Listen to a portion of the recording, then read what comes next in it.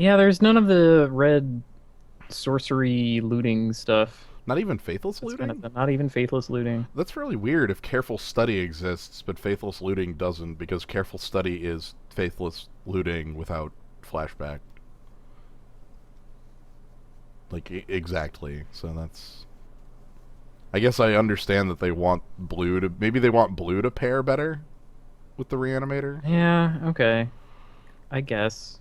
That's just really sad because the red version of that deck in Legacy is super fun. So you get to cast what's his name? Borborygmos, and then, you've already drawn some absurd number of cards off of your Grizzlebrand. Mm-hmm. Mm-hmm. And then there are a lot of them that are lands. You're like, okay, exile Simian Spirit Guide, cast Goryo's Vengeance on Borborygmos, throw 15 lands at you. And it's like, well, that does like 30, 45 damage, so you're dead. It's a pretty strong turn too, is what I'm saying. Right, right. Faithless Looting on 1, followed by Goryo's Vengeance on 2 is strong. Hmm. So yeah, we're here to cube. Kaz is here with me, as you've noticed. Yeah. We kind of looked over the cube list for changes so that we're both aware of what's new and what is gone. Nourishing Shoal to draw cards off of Grizzlebrand is a play. Yep. That's a real deck. Mm-hmm. I kind of love it. Chandra the Fire of Kaladesh. Yeah.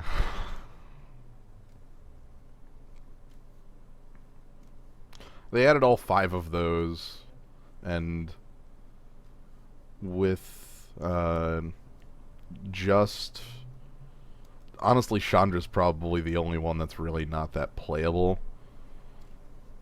because Mm-hmm. Gideon's is going Yeah, to be without the Hadoken. right. What was that? What was that card? Chandra's No, no, ignition. no. This was this was back in Oh, Alara. Soul's Fire. Soul's Fire. That'd do it. Yeah, Soul's Fire would absolutely get the job done. Man, Soul's Fire is that was a hell of a fling. For 1 mana on your fling, you get to keep your creature around. Yeah, seriously.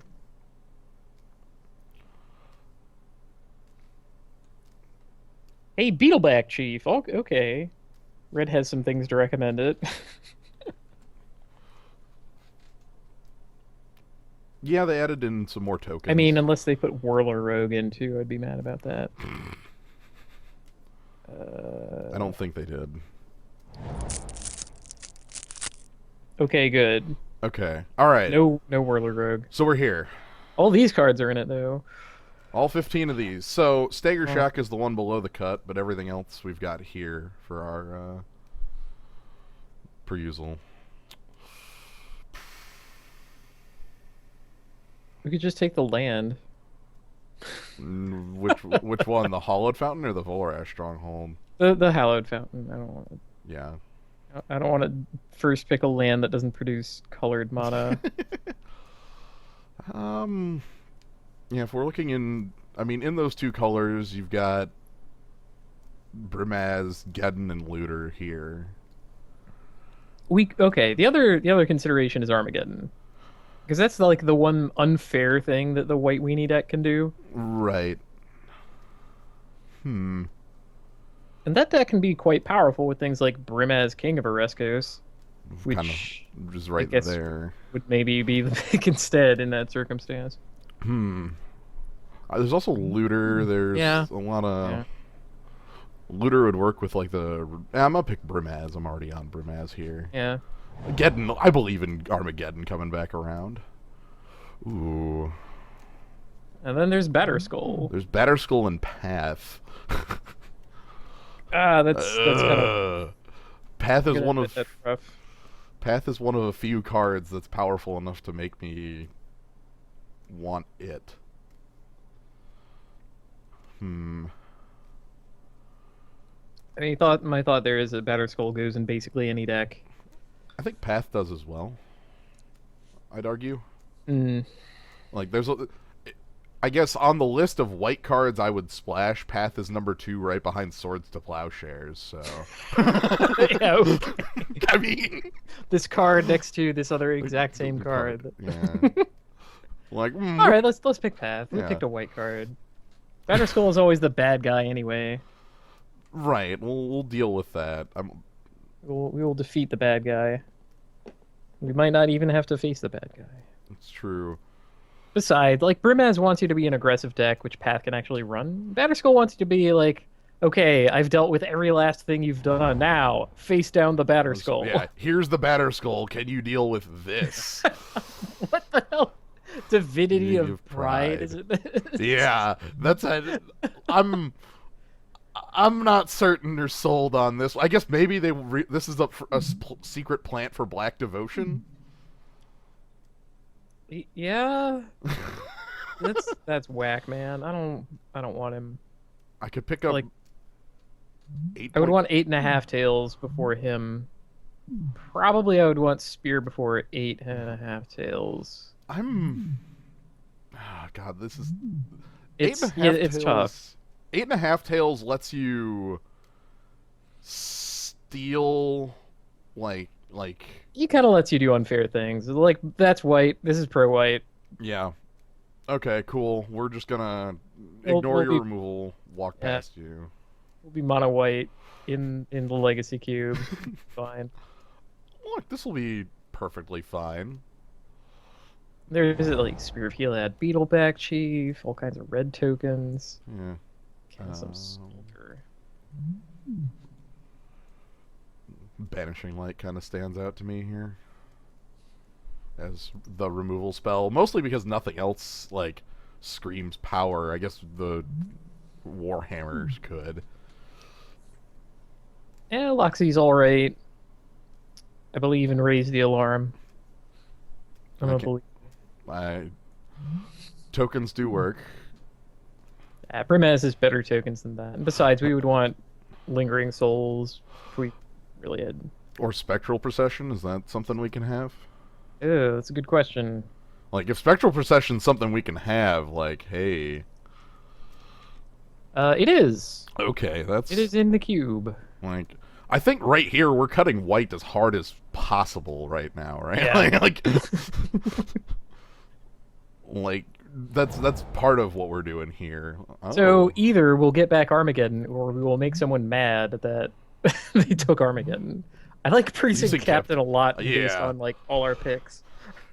Dismember is also good, but like having Path kind of makes me like feel that we don't need it when we have a cool token generator right here.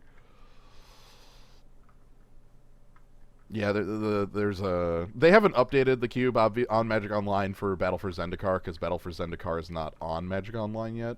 So... Winter Well, Orb... There's that Guilt Leaf Winnower. I like Winter Orb a lot.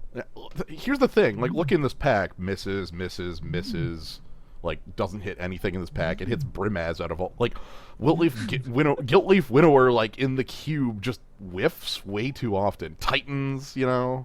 Yep. Those are the creatures you want to kill.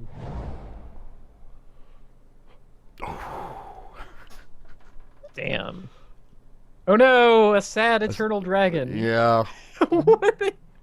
He's so sad. He's like sort of nibbing at his tail, and like What is with that? you know. Very depressed. Hold the phone. Where did they? When was that printed? That I don't Hold know. on, I need to know this. Is that from the Vault Dragons? Perhaps? Vintage Masters. Really? Really? Huh. Okay. Yeah, the dragon is very sad because the dragon is going to get plane cycled and forgotten. Mm-hmm. Ooh, Kitchen Finks, Linvala Faith's Fetters. Damn. Dang. Also Vampire Hexmage and makes me laugh here. Hell, even crafted war gear. It's kind of. Awesome. Precinct captain with that on it. Yeah. Yeah. 5-4 first striker. No Deal big. deal with this. Turn 2 into turn 3. No problem. Like, I guess the question is like, is Finks more valuable than Faith's Fetters or Linvala? Because I feel Finks owns, but Let's pick it. we It's already fine. have. I think Finks shines more brightly in a more controlling deck as this stop sign that's gonna like slow down your tempo. Oh man. Yeah. Speaking of unfair things for white decks to do. Yeah, if we could, if this, like, look, there's a couple other unfair things the white deck can do other than get. And here's one of them. Erebos is Titan. I'm so mad at that card. Well, I was fine with it until I read its text box, and well, then I got mad. I'm glad that you wrote it as a giant chump in your in your story. Then He was such a giant chump. he was a pretty big chump. Oh. But yeah, Thalia. This is a mono white deck that's really taken coming together. All right, so Gideon. it was the only other white card in the back. So. All right, so what do we want here? Stagger Shock. Yeah, I figure we might end up white red. And attrition would only really work if we were like so, not splashing black, but like fully black. right. Like Bone Shredder would work if we wanted to be like sort of black. Yeah, Bone Shredder could like splash black. It's definitely between those two. I'm gonna like Stagger Shock is a burn spell in the cube. I'm not the biggest fan. Oh, jeez. Is that something we can roll with, or is Active Aggression more our deck style? Huh. Active Aggression works way better if you have a sack outlet. I don't see us getting that. Right, unless we ended up even like in black. There's not a ton of them, and the carrion feeder is, there. Yes. Yes. Okay, you were correct. Here White we go. is open. Here's the spear with Cloud Goat Ranger whole thing. I know. Well, even Brimaz is pretty dang. Even like unerrataing Kitchen Finks. Yeah. He erratas himself in the graveyard. Themselves? Because Yeah. it's like more than one guy. Okay, so we could get some. Look at what is this black? Still, no one wants to be in the black deck. I think I want to raise the alarm more than any other cards. And yeah, like just because we got that spear, I'm feeling that like mono white doing this is actually the plan. I really like Inquisition and those cards, and nobody likes it. Yes, Winter Orb. This is a fake Armageddon, right? Wait. Tempt with Vengeance. I'm gonna look this card up really quick. Okay. Yeah, we won't have time to read it there, but right. I'm not gonna have it. Enchantment. Tempt with Vengeance. hey, Tempting offer. Oh, sweet. Crafted war gear. They're gonna regret that. Put tokens paste. And then they may, and then you get that. What the hell?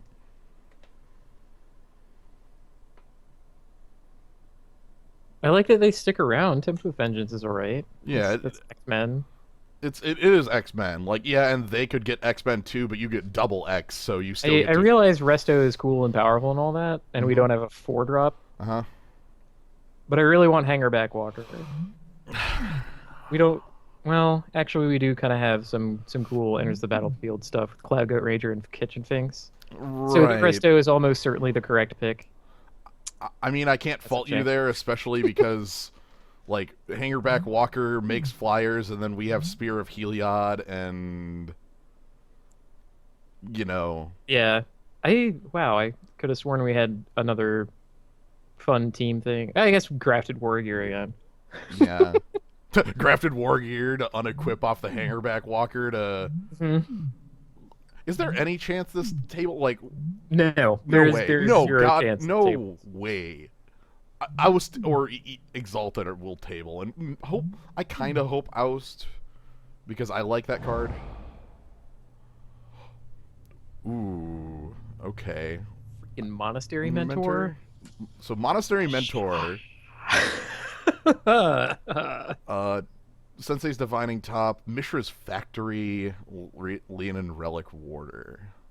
I think in that order are the four I'm looking at. Yeah, Relic Warder is going to 100% come back. And I'll be extremely happy with that, because it's a bear with power, you know? Yeah, it lets us interact. Sadly, we can't get this interaction going, where you cast top every turn, but... I think we should have the mentor in any case. The only reason for top would be this. This is the argument for Sensei's Divining Top. I don't want anyone to out-army us with one card.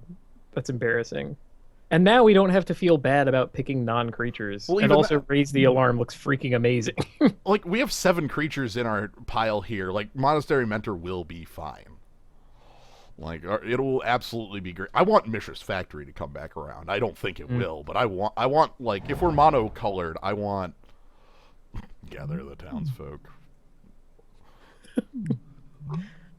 I mean, Council's Judgment is the real card, right? That's just flat remove anything, even hexproof things? Yes, that is even hexproof things. That's extremely important to note, that this is an answer to things like Geist of St. Traft or Thrun or... You know. Okay. Mike says, I want Bitter Blossom. If we found Bitter Blossom, I might, like, try splashing for that. Yeah. You know, we have Kitchen Finks to offset the life loss. And we have Spear to make things a bit spicier. Hey, and then the Bitter Blossom will trigger our Monastery Mentor. Mm-hmm. And get us more tokens. Glad to see Hornet Queen. You know, aggressive green flying armies. I love Hornet Queen because it's a Revel Arc target that is huge. You feel like the biggest champion when you do that.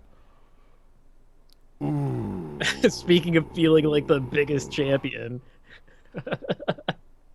Just take the Baneslayer. Yeah.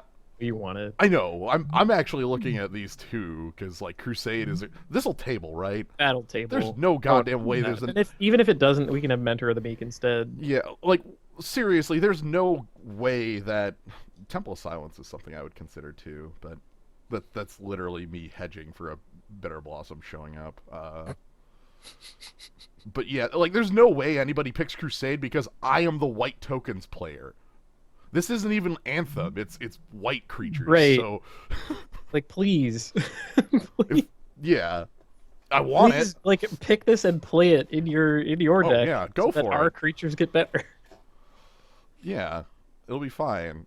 The Greater Gargadon hangs out in here. That's cool. That would be a good red card to have. But yeah. I like Gargadon a lot. Okay, so... Is Izamaru Flat a card we want? Sitting next to Journey to Nowhere and Hidden Dragon Slayer. I know. It's more a question of what do we want in our 1-drops, you know?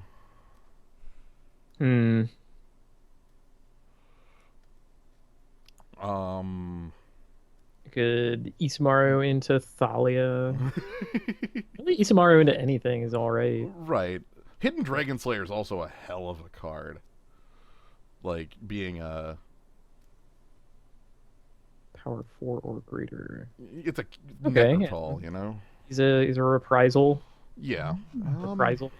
I'm gonna... If we're an aggressive deck, I want a drop like this. Okay. Yeah, and this is yes. Gross. God, I would play that Monotithe. Hell yeah. I would absolutely play that Monotithe. Hell yeah. They never expect Monotithe. No way. Journey would also have been a good pick there, but with Path, Banishing Light, Council's Judgment, I don't feel like I'm short on removal at the moment. Oh man, a town A55 in says, I think I got wrecked by you in that draft. Oh man. Yeah, we were probably yucking it up the entire time. Yep. Like, win or lose, we're always laughing, so... That's basically how it goes. That's kind of That's what we bring to Magic the Gathering. We just sit here and hoot and holler and chuckle at everything that happens. Ranger Rios to fetch your Isamaru. Yeah. Also, Dictate of Heliod. That currently fits better in our deck. Yeah. Well, especially because we just got the Spectral. Yeah. Man. I think that, like, I want this to work in our deck.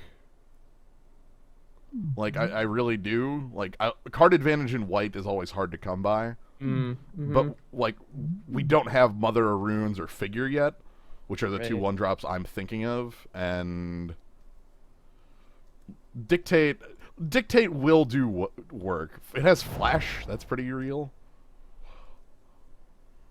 Yeah, okay. I guess there is a card for us, huh? Yeah. And they must have something against 1-drops. It's kind of whack. We'll find them. We'll see them. It's got to be, Okay, Student of Warfare. There's another one. Ooh. Soldier of the Pantheon. All right. How about just Gideon? Or Kithian. Kithian. Yes. Gideon. Okay. You could have Gideon. Oh no! I'll rewrite him into Radical Dreamers. Yes. Elite Vanguard is still here. That's irritating. I'm willing to not pick Exalted here because I feel like our deck doesn't want as much top end, and we already have a lot. Yeah. This deck is too hold nice on, they put Kithian in, but they also kept Elite Vanguard, the card that he is better than. And they cut the one that has an ability, yes. The one they cut to put Gideon in was like Mardu Mardu Woe Reaper. Yep. Oh, because he's a warrior. We can't have that. Yeah, the Relic Order made it back. And I'm no factory, which was the card. Oh my god! How about Pact of Negation in our deck? I saw that, and I saw the Slaughter Pact in like 2 packs before, and thought, like, You're like, I'm winning this turn. Is there any creature that you own that you would oust? Like, is there anything that I would oust my own creature of? Like, I'm not. Oust isn't something I ever want to target my own guy unless it's like a token and I need to gain 3 life. Right. I'm gonna steal Legacy of the Lure from somebody, I think. Yeah, I guess no one's in red. Yeah, I'm gonna say Abbott's the other card in here too. Oh, Champion of the Parish too. He's a 1-drop. You know, let's take the Abbott and Crusade. Also Gargadon. Again, no one's in red. Yeah, hidden. What? Yes. All right. Yes. Yes. No way. Last pick Ranger. Boom. Sweet. So, also Resto Angel Ranger. Hell yeah. Yeah, to grab yet more 1-drops that we do not have. I have a feeling that Ranger is getting cut, but that's all right. We have one more pack, and if we get Mother of Runes and Figure and those 1-drops that we actually want. I saw Mother of Runes. Or is that Impulse? Impulse. That was Impulse. Wait, does Raise the Alarm make humans? Soldier. No. Okay. Champion. How about X-Men then? Makes warriors. As far as I mean, as the pick. Yeah. Because. Yeah. Okay, so I think X-Men, especially with the fact that we have Crusade, where are you? Spear and Dictate, like that's something. The other card I like here, and somebody mentioned it, Rishadan Port. Just, Thalia, Rishport, Monetize. Right. Play keep away forever while you ride them down with your, 4 power worth of team. Yeah, you use Rishadan Port to disrupt your opponent once you already have a board position, like Precinct Captain or something like that. So, the big, the X-Men. I think that's too good to leave behind, though. Yeah, I don't think we're getting Port back. We might get Champion or Bone Splitter back. There's also no way we get Precursor going back. This is an odd one because there's nothing that immediately stands out as a card I would want in my deck. Even like Revelark, isn't in this deck isn't the best. It only is going to recur fair things, which is fine. I think I would want Elspeth more in that case.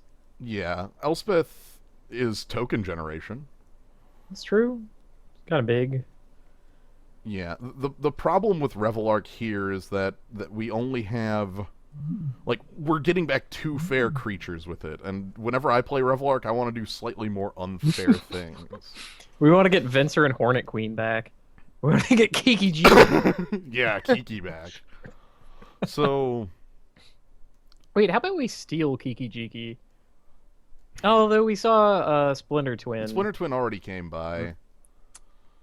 Like I could grab Monolith for X-Men. No, I'm gonna grab the Elspeth here, assume Revelarkal table, and then because Elspeth at the worst here is just going to be token generation and could just be upgraded to other Elspeth. Now there's a token generator.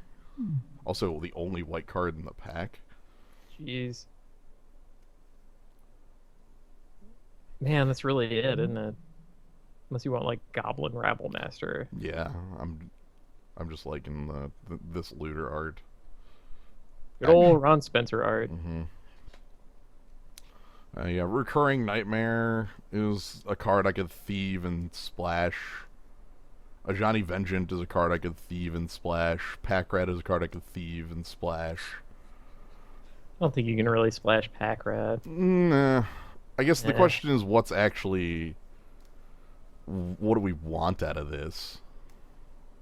Like, do I even want Martial Coup?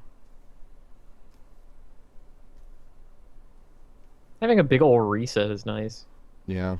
Casting it for 6 is still fine. Be like, I want 4 men. Yeah, let's go ahead and let's stick with that, and we'll just get nothing on the wheel. There we frickin' go. Ah, a better Elspeth. Thank God. Also, the only white card in the pack. Oh man, Nykthos. Nykthos. Oh, God, damn, entreat. We have entreat coup is secure with Nykthos. I mean, we can't not pick Elspeth though. So. Right. Combos with creatures, it also creates creatures. I mean, oh, there she is. She's leading the crusade. Perfect. With her sword that is also a spear. Nykthos is better than Solid in here just because of things like Spear of Heliod, Crusade, like going nuts. But I cannot choose to not pick Elspeth here because, like, this Elspeth is the best Elspeth for a lot of reasons, and is a token generator in the deck that is tokens. So, okay, we have a couple options here. Unexpectedly Absent is a removal spell. Frontline Medic is a creature, and Tech Edge is also a choice here. Well, given what we have, I think I want Tech Edge more than the other things. Yeah. Like Frontline Medic is a trained Armadon. Yeah. I guess you could like allow our tokens to attack a little more, but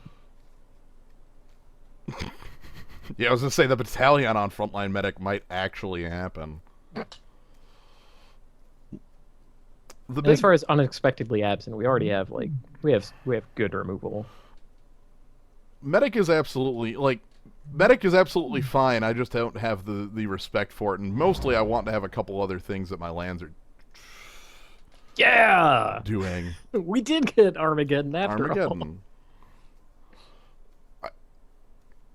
Right next to Plateau for our Abbot of Curl. Yeah, our Abbot Splash, or that FTK that's right there that we can't pick. Or the Dragon Lord Ojutai. I don't think Plateau helps you cast that one all that well. It can cast the white. It helps you in that way. And so does with Plains. Fair. Anyway, we got an Armageddon. This deck is going to be really hard to build. Just gonna, Yeah. I mean, you have the sliding scale of curve. You can have whatever curve you want. I know. I still wish I had more ones. You get to do that thing at the beginning of a F-Zero? F-Zero race where you like slide the thing. Mm. Man. A quarter paladin Mutavault. Crap. Like, a quarter paladin's quite legit in here. Is a pseudo anthem on a creature. Mutavault just gives us a way to survive. Like sorcery removal, mass sweepers. Yeah, this is two tough options. Yeah, do you want to be like? You want to be linear, or do you want to be resistant? I'm gonna pick the Mutavault because I feel a little better having a manland. Mm. Oh, there's that Ashen Rider that I was talking about earlier. Ha. Don't think there's anything in here I want. So finally, 38th pick, we get. Yeah, all right. Like I guess I could build our Ashen Rider deck. Right. Like there's a Myria Angel here, but I don't really care about a Myria Angel. It's not a card that like ever. Yeah. Okay. Look at Myria Angel, then look at Elspeth, Knight Errant. Yeah. Now look at a Myria. Steal some probe. I don't know. No. Yeah. Nothing here is a real pick. Champion Precursor Golem's back. Well, there's that champion of the parish. You said you wanted 1-drops. Well, let's see how many humans I have is more relevant. Precinct Captain, Thalia, Monastery Mentor. Oh, yeah, Silverblade Paladin. And then Restoration Angel can make, like, yeah, I don't know. I'm gonna go with the Golem because I don't think we have enough humans for this. Well, we're gonna get Gather the Townsfolk next pick, so. Yeah, we're getting Revelark next pick. Also, Ulamog still hanging out. Seen Kozilek and Ulamog. Yeah. Alright, here's the pack that didn't have any cards for us other than the Martial Coup.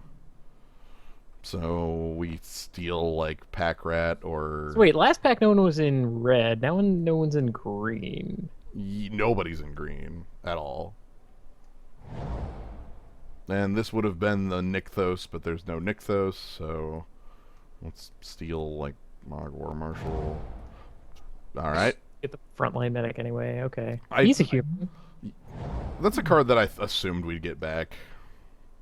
Like, it's not a card that gets respect, even from me. People trained Armada. No respect. Alright. Oh. So we need to cut down to 23.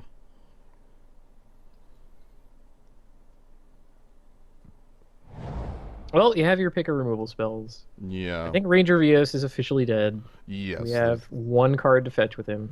Which is making the deck just based on curve. Powerful 4-drops. And from here, it's the game that I was talking about of how large or small do you want your curve to go. Right. I'm kind of looking to have it, like, cut down on this pretty heavily. Okay. Get Revelark out of here. I love him too, but this is the wrong deck for him. Yeah. How about worse Elspeth gets out of here? Yeah, I think I like because we have even like precursors better. I think so. Yeah. Man, we could path to exile our own precursor golem, and then get a bunch of lands. Yeah, I know. I have to cut down to 25. I need to cut 8 more cards from this point. Do we want Winter Orb when we did get the Ravages of War? Ravages of War and Thalia should stay if Winter Orb is going. Yeah, that's what I'm thinking. Sure.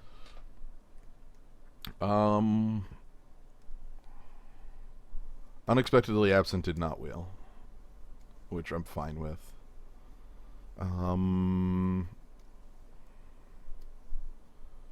How good is Grafted War Gear in the deck? There's one other white player who's in a very aggressive deck because we saw none of the 1-drops.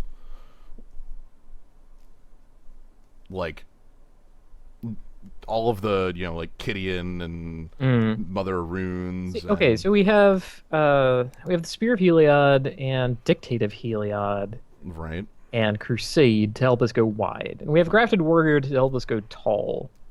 With all the flying, like incidental little flying bits that we have all over, that's the kind of thing that I actually positively want Grafted Warrior for. Just be Like, like, yep, it's on a spirit token. yeah, It's an angel now. because our other go tall card is Elspeth. Mm. Everything else is, I guess, honestly, I'm gonna call Dictate a Heliod a go tall card too. Like that's Okay. I mean, that's the best of both worlds, right? right. Yeah, I think Wargear's fine just because we do have all these junk 1/1s sitting around. Okay, so how about Silverblade Paladin as your actually worst 3-drop? The thing with Silverblade is what we just said with the Go Tall plan. It works really, Yeah. really well. Where you're just like, okay, here's my 5/5 flying Silverblade Paladin. I guess maybe the question is, do we need to go that wide? Like, is that possible? Like, I mean, in the sense of like, do we need Dictate Crusade and Spear of Helion? oh, also, Well, okay, pick your choice of Crusade or Spear. So I'm gonna do this quick. I just wanna. Spear gives us the fake removal. Crusade is slightly easier to curve into. I think that Spear's removal is hella fake in our deck. Easier to kill. If I cut Spear, maybe I cut Precursor Golem. You like? See, I like Dictate because this is a overrun that sticks. This is a. I like all of these, but yeah, this is kind of double fake. Let's go with this.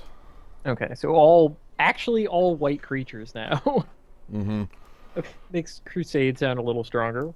So we still need to cut 5 cards. Martial Coup, perhaps? Yeah, Martial Coup looks kind of dumb next to Secure the Wastes. Have a lot of redundant things. Like, I know having a Wrath ability is something that is nice, but I'm not...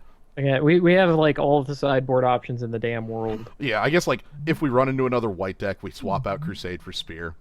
Mm-hmm. Because then it becomes a one-sided effect. If we need to wrestle with a mid-range deck, Martial Coup looks cool. Do I want to cut some of my removal pieces, or like I think I want to keep the interaction stuff? We have Path Oust, Monotithe, Council's Judgment, Banishing Light. Those 5. And then technically like Leonin Relic Warder and like Thalia kind of play a bit more like with our opponent. Hidden Dragon Slayer too. Right. I mean, those are the ones that I want to keep. Yeah.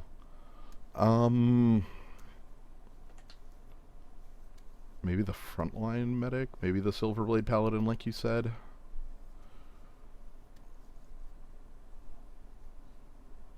Yeah, that's... See, I have a higher opinion than of Oust than others. I have a higher opinion of Monotithe than others. That's fair. Like the thought with Oust and the excuse me, the play I enjoy the most with it is when you can oust their mana dork on turn 1 or 2. Because what happens there is 2 turns later, on turn 4 or 3, they draw a mana dork, and the last thing they want to do is recast a stupid mana dork on their 4. But maybe Oust is... That is a good question. How good is Mentor in here if we have, like, how many activations are we getting off of that? Still decent? I mean, some. Some? Well, especially because I've got, like, these are up here in my creatures pile, but they're not actually creatures. Like, right. I put them in my creatures pile because that's what they are. Because I wanted to... Nah, Mentor's great. Mentor is certainly better than Frontline Medic. I'm gonna take the Oust out. That's fine. Again, Path to Exile, Council's... Okay, how about Council's Judgment versus Banishing Light? Council's Judgment is just flat stronger there. Yeah. In 100% of situations, though, I mean, double white should almost never come up. We're going to be playing 15 planes.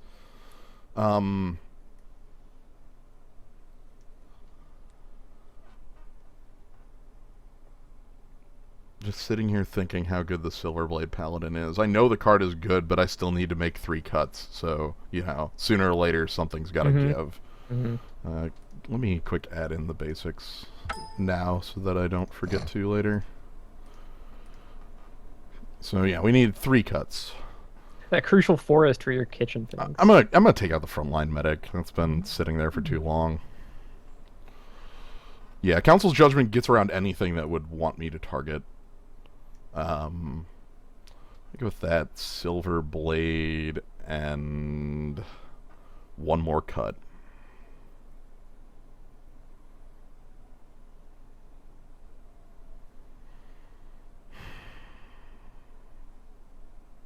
We cut Isamaru and finally let the dream die. I still want a 1-drop is the thing. It's still there. Maybe Leonin Relic Warder. They're both 2/2s. I know. That's all right. Okay, pick your pick of 2/2s. Like Monotithe is also something I could cut, but no way. I love that card way too much. I'm willing like to keep for the comedy option, if nothing else. I'm willing to keep it in for the comedy option. I think I agree with everybody. Everybody people in the zoo are saying that that's the cut. It's not getting cut. I don't think here. You may. I'm going to admit that you might be right. It might actually be the cut, like in the abstract. But for like the surprise is too big. We might be able to get somebody, and that's the trick, right? The best part is if you get them game 1 and then side it out game 2. I mean, it pairs with Thalia super well. My goodness. Well, I mean, you have to pay days mana for it, but...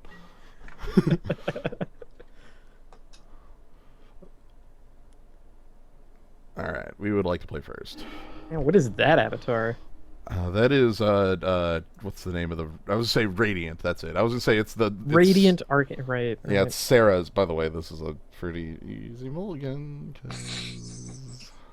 We can do way better than this. Like that, for instance. Well... This is a keep, but it's... This is a keep. Okay. I guess we have to beat a little. Sadly, until next week, we don't get a free scry. Wait, what? Free oh, the mulligan rules. Yep. Right.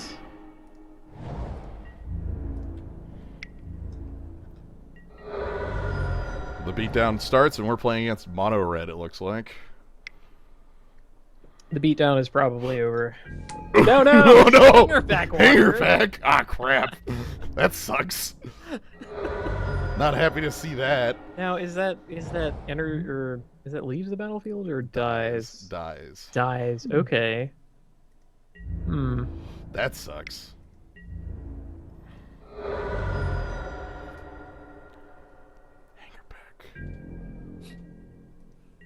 So that hangerback is gonna do... Oh, it's coming in. Okay.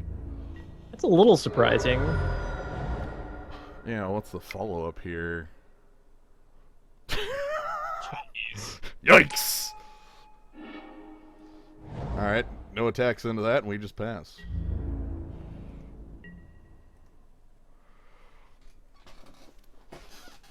Guess we get to trade. You also have your choice of like chunking. Yeah. Well, the thing here is like that Boros Reckoner is going to be problem to deal with here too. Like I cannot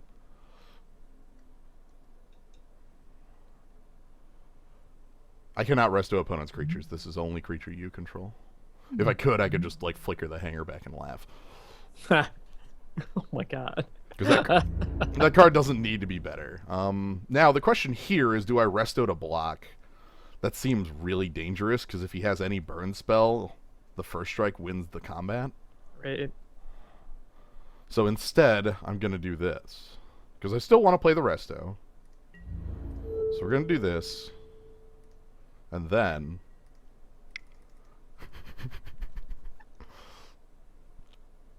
Give him the old Rochambeau. Mm-hmm. So now we get to sneak on by and don't take 3 for free. I mean... One thing that's also good here is that, like, next turn I can play Baneslayer, and then I can just... You know... Yeah.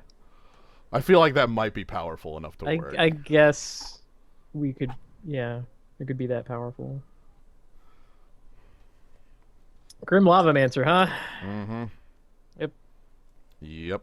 I mean, this isn't his phase of the game to shine, so I shouldn't make fun of him for having no cards in the graveyard. But correct. Like, still. Once I play Ravages of War, Lavamancer's slightly better. I want him to play, like, an additional land. My hope is that my opponent burns a, like, pair of removal spells on this Resto Angel, so that Baneslayer is a safe play. My other hope would be that I draw something like... Well, she can't get roasted. No. Like, Char. Jeez. I mean, on Resto Angel could do right, it. Right. I guess Burst Lightning. Oh my god. Okay. How about that card I just said? That's fine too. Okay, so let's... Brimstone Volley, huh? I'm going to attack.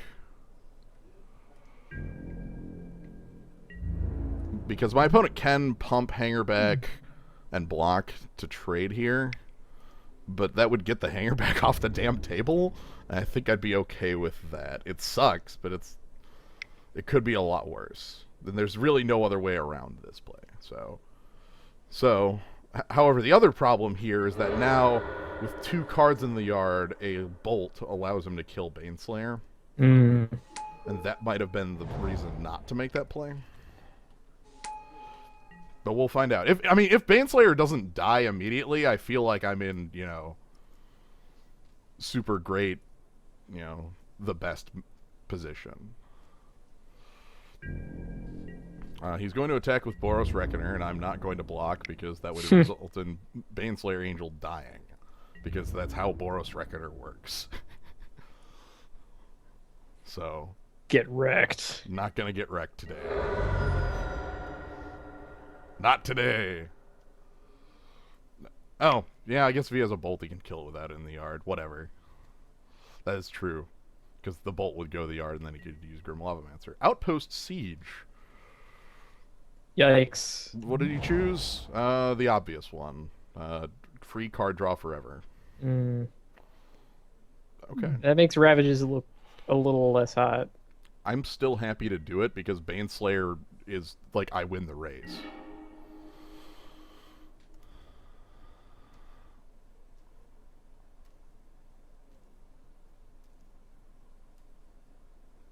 Do I just want to Ravages? Like, I don't think I can lose I think it's better than Brimaz.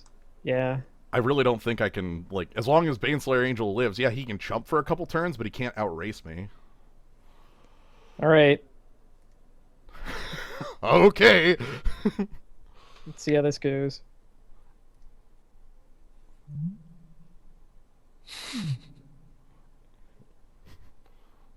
I'd love to get Brimaz down, but that's, Right.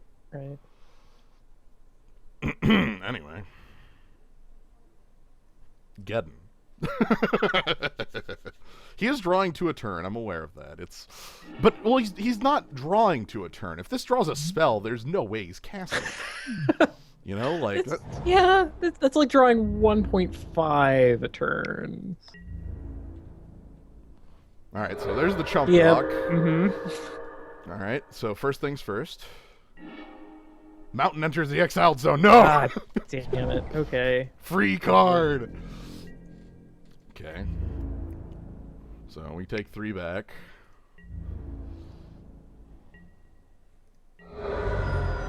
He can activate that Lavamancer as many times as they wish. Like, that's... Yes. Aha. Okay. Trump block number next. Mm-hmm. And our opponent is mono red too. That's kind of... Keep it up! Alright. So we're taking 2, because he's just going to use this Lavamancer as much as he can, because fuel for days. So, the card added... Chandra's Phoenix! It's a whiff! It's uncastable! Yeah. Wait, why is there a... Oh, right. Because he added them with the Grim Lavamancer. Mm-hmm.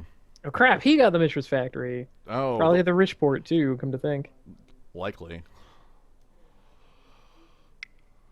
And the 2-mana play. Young Pyromancer. Okay. Nasty. Well, he's out of chump blockers. Okay, we want to get to 3 lands. Let's just keep bringing the beats in. Crunch. And the card off the top, Stoke the Flames. That is castable. Gross. If he has a land, he can stoke plus Grim Lavamancer to kill my Baneslayer. If he doesn't have a land, he can't do that. Young Pyromancer would give him a token to stoke with, but it doesn't give it in time to use it. Right. So he needs a 6th permanent.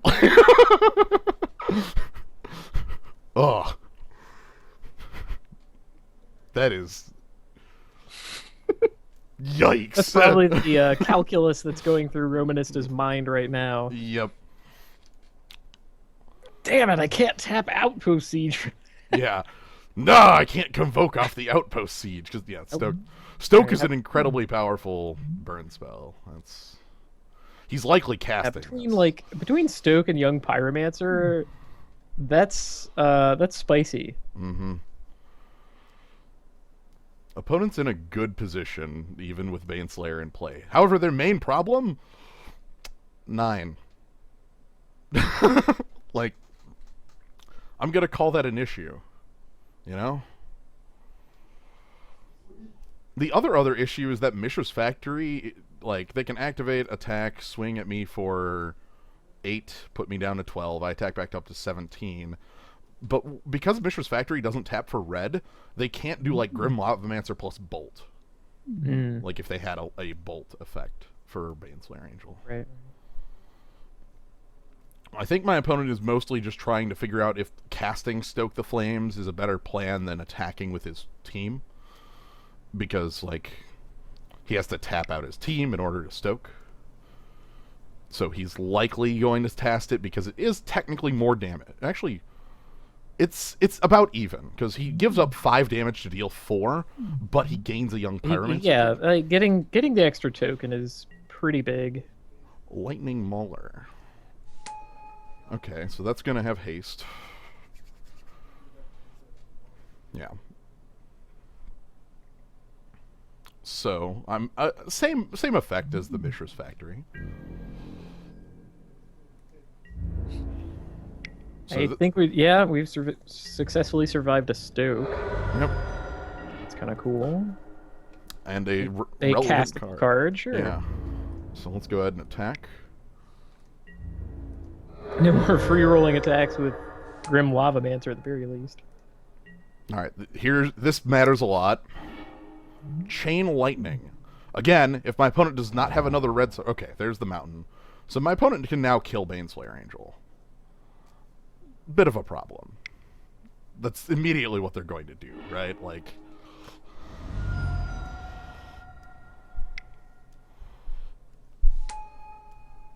So that's not very good.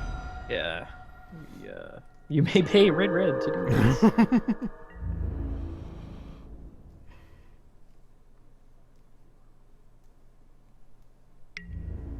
Oh man, 8.5 tails per white. Mm-hmm. That's kind of amusing. No, I wanna keep him around because he can like chump Boros Reckoner forever. Because Boros Reckoner's white.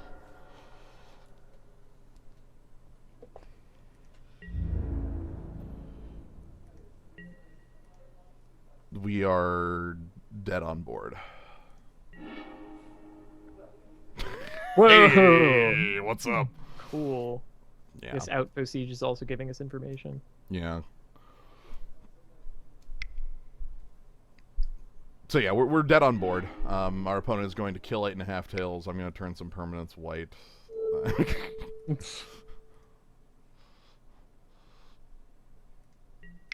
Let's paint the town. And then my opponent's going to attack for 3, 4, 5, 6, 7, 8, 9, 10. I'm not going to get any new information other than that Banefire, so... Yeah. However, we have good information on what our opponent is and does, so... What do we want?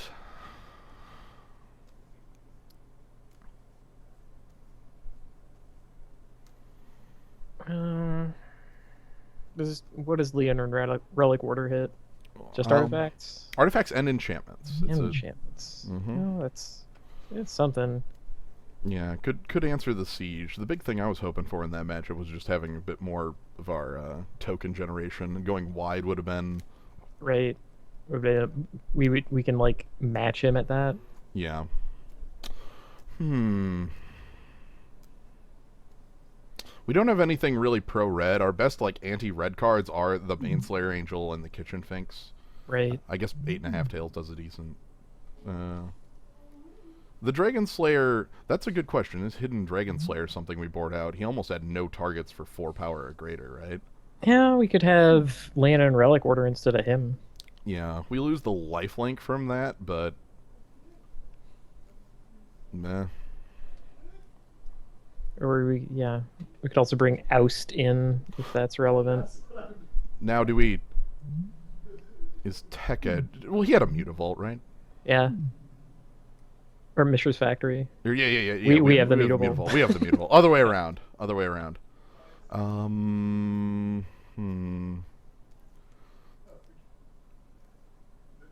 Oust.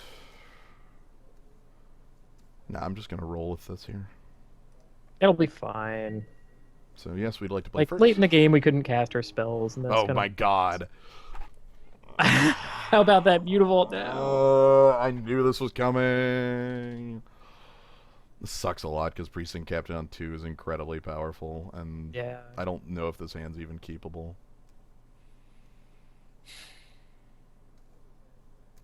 This hand only functions if I drew a Plains, which is a 14 out of 14 out of 33. That's... I don't think that functions. That sounds right. Like 13 out of 33 is a pretty low odd on the draw. I guess we have 2 draw steps for it, but I don't want to draw it on the second. I want it on the first. And also, even if I don't draw it, I have no life. This has to be a mulligan. I want to talk myself into keeping it, but it's just not possible. Okay. Cool. Let's rock. Keepable 6. Yeah. Mishra's Factory. Immediate Thalia. This is getting scorched right away, right? If it can. Oh. Like, what if our opponent has, like, not a bolt, but a lightning strike? Or a bolt. Alright. I'm allowing this. So I'm going to... oh, right. He has the... this is fine. He's going to tap it and activate it. I made the mistake there because he played the Mishra's Factory. Whoops on me. I get to fall for that trick for once. But yeah, I thought he had played that on turn 2, not 1. No, he had led with that. Oh well. Then that's my... Oh my god, my opponent can go wide on me.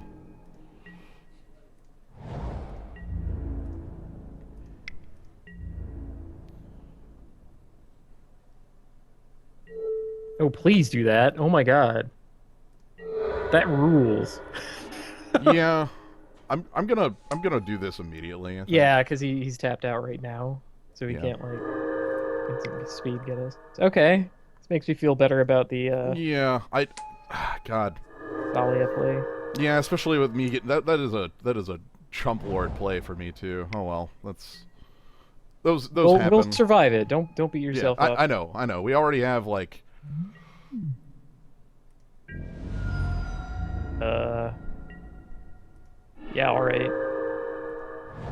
I'm just going to attack at Chandra. We could make his goblin pro, or we could make his goblin white. I I think I'd rather leave 8.5 tails as like a anti-removal spell for that rather than. I mean, I want him to not get any value out of Chandra, and then his board consists of goblin token, and we have Resto Kitchen Finks 8.5 tails, and use all our mana. Hmm.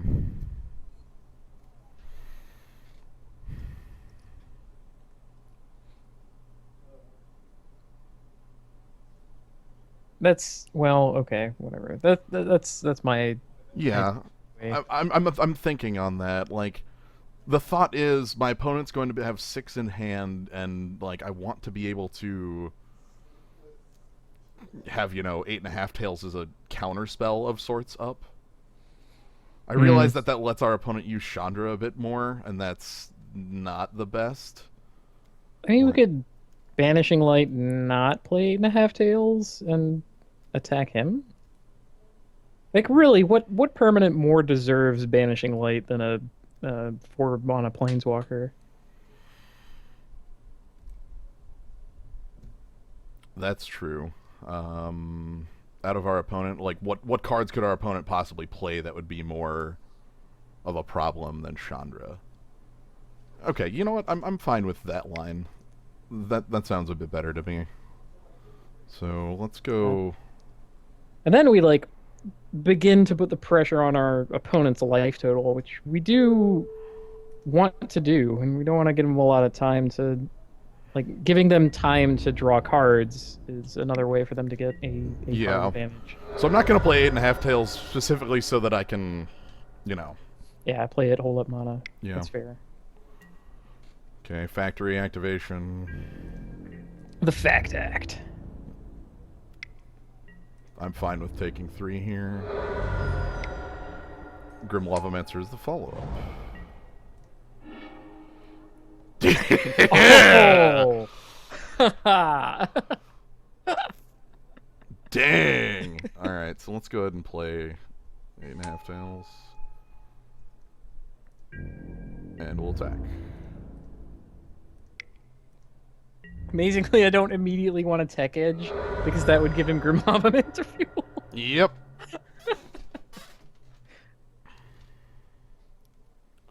You know, say Storm Breath would be a problem, but there's like Banishing Light ain't doing anything about that anyway, so. Yeah. Revoker. Wow. That's a decent answer to 8.5 tails.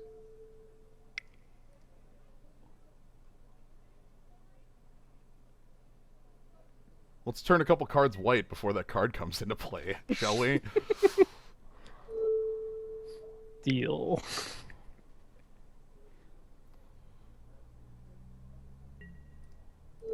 Lavamancer, I guess? Yeah. Yeah. I mean, he can't name lands with this, so. Oh, it does say non-land card. Okay, cool. Yep. It's a fix on Pithing Needle, because Pithing Needle had to say non-mana ability. Right.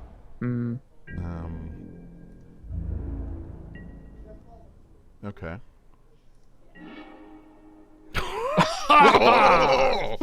Yes! Let's get huge! This is death on Resto.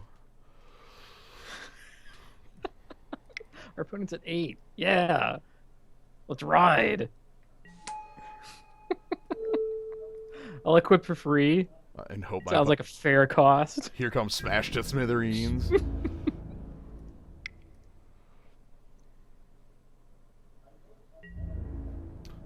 I would be very sad to see Smash to Smithereens right now. That would be pretty goddamn powerful. Having shown him like no artifacts in the first game. He's Yep. Just, nah. This is time. He's gonna play Grafted Warrior. It's like a bolt, right? My opponent basically will have artifacts. All right. Okay. I'm happy about that, especially after my. So, yeah, we win if our opponent draws 4 spells. Fair. Okay, 5. Five. No, Five. Chandra. Chandra.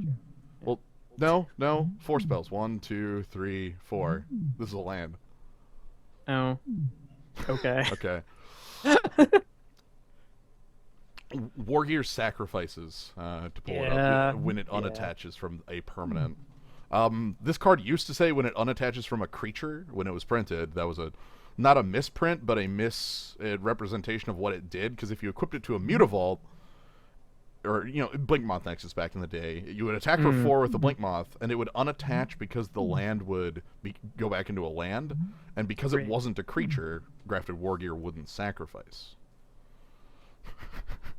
Amazing. I'm really happy about Blink Moth Nexus right now. Anything else that looks good here? Honestly, we had some kind of like pro-red lifelink creature that would be great. I don't think we have that. Yeah, do we have does that exist? Can we have that? Like, that would be the worst. That's a good question. That would be the worst. Oh, they would never include that in the cube. Like, they don't even put Core Firewalker in the cube, and that's the closest thing. Right. All right. Let's see.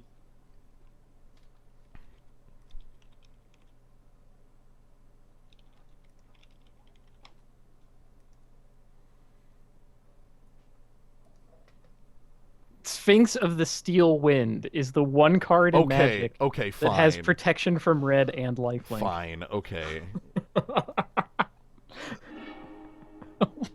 Hey. Disgusting. Yes. Let's do it. Keep. Fucking Sphinx of the Steel Wind.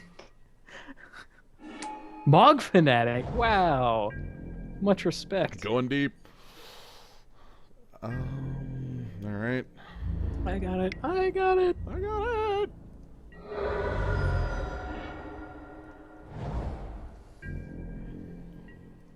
He missed a land drop, so. Oh, are you gonna raise the alarm on him? Mm-hmm. Because he can't damage on the stack.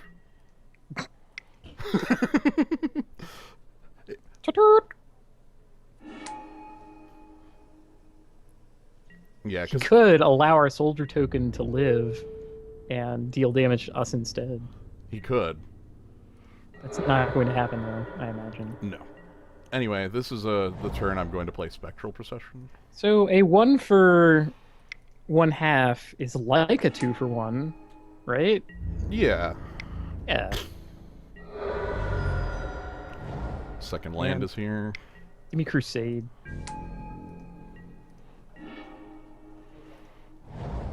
Brimaz versus just playing Grafted Wargear. I honestly kind of want Wargear. I kind of want Brimaz to get down, though. Like, that's free tokens forever, too. Yeah, okay, fine. I know. Like, Brimaz is the one he can answer. That's fair. Yeah, you just kill Brimaz. And then we have the curve of Grafted Warrior into Baneslayer Angel. And that's like...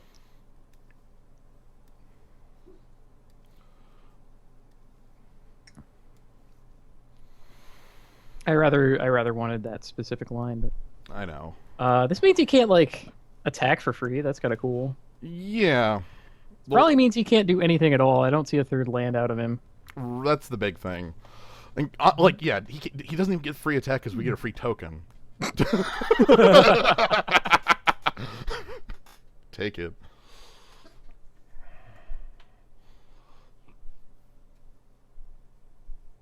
I mean, the big thing is he might have, like, spot removal and, like, bolt in his hand. Like, you know, our opponent kept a 7.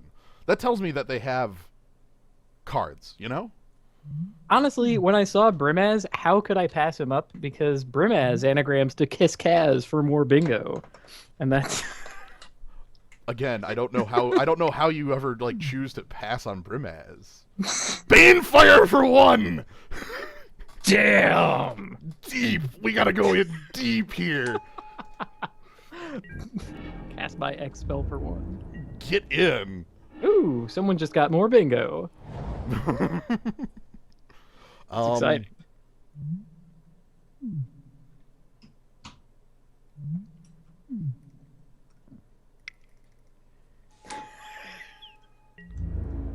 Okay.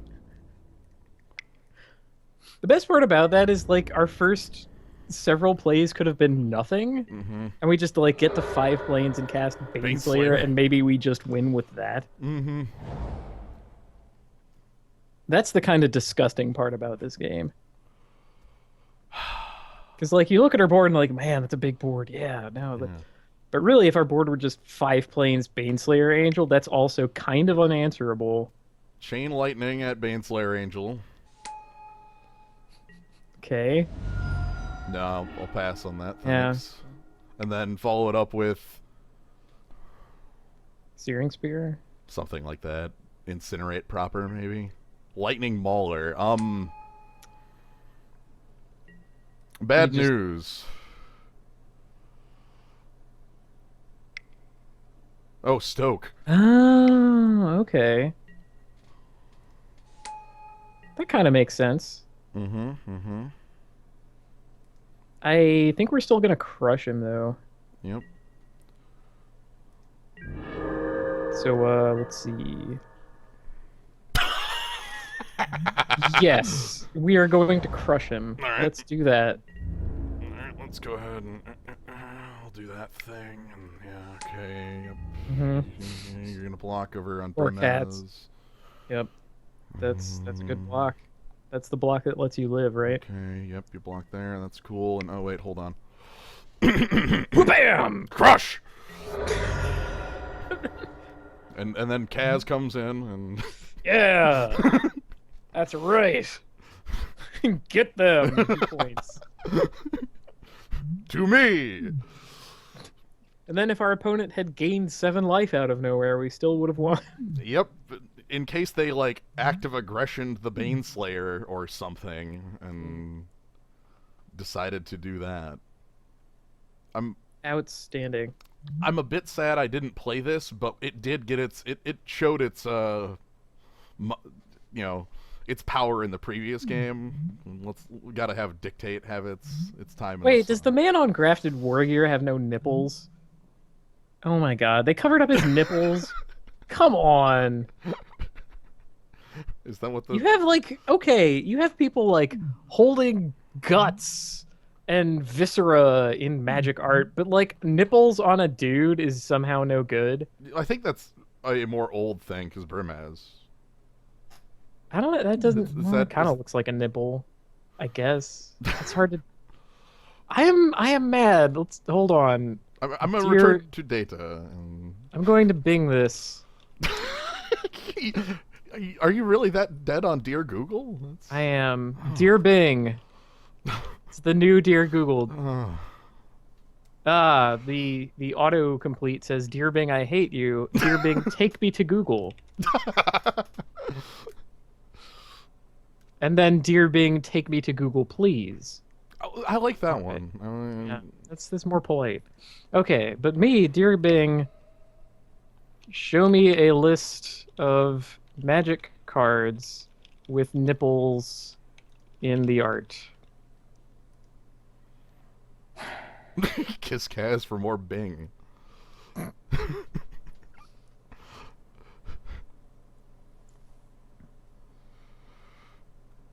Yeah, no one seems to have done that, so...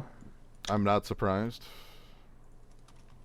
That one list of Magic the Gathering artists, Wikipedia. Oh, hey, I can change the view to list view. I don't think I've ever, like, showed this stuff off, that you can change how your deck is, like, shown in... Like, I haven't seen that. That's neat. So this is the pile view. Then you have card view, which is individual cards with a number on them. So Plains has 15. And it shows it like this. And then you have list view, which is like a deck list.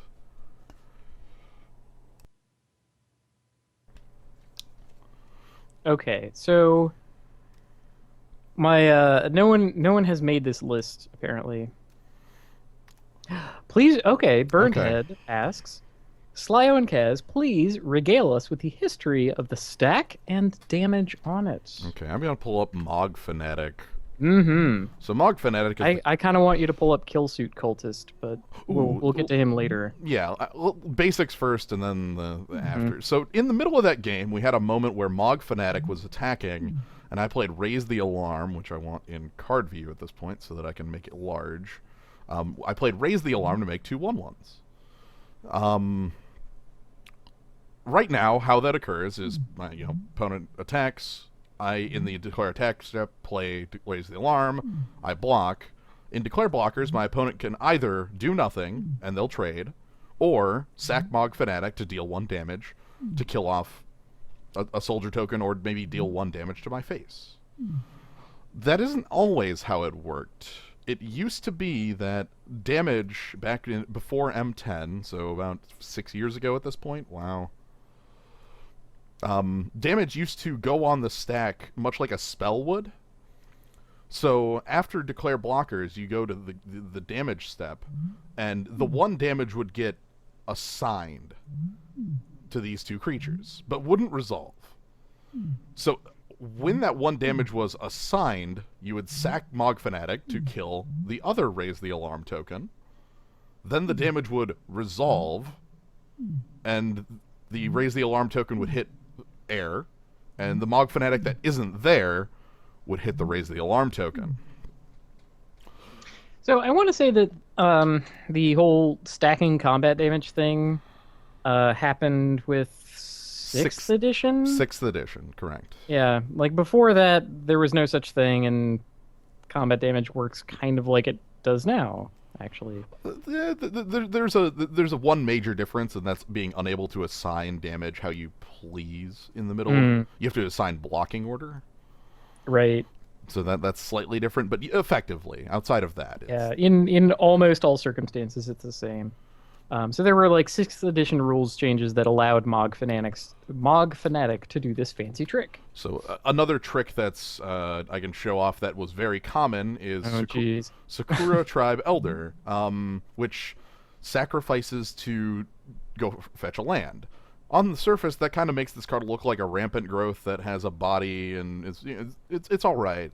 But back in the day, you would play Tribe Elder on turn 2, and your opponent would, let's say, attack with Dark Confidant.